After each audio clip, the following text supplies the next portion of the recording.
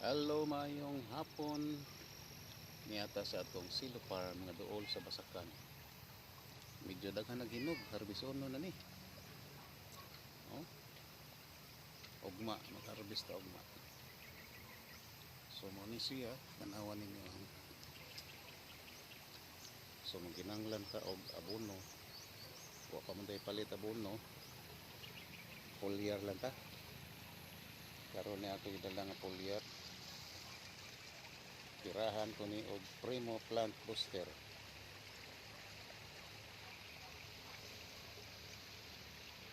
Ano siya? Dili pud kay ni daghan.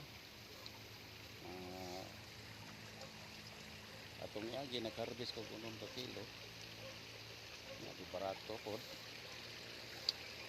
Igor kita nang kinabuhi sa farmers. Yung kapalit og sudan, kapalit og tuba. Okay. Ala mga farmers, pananom na mo ron makapalit og tuba. Nay na lang may ginagmay.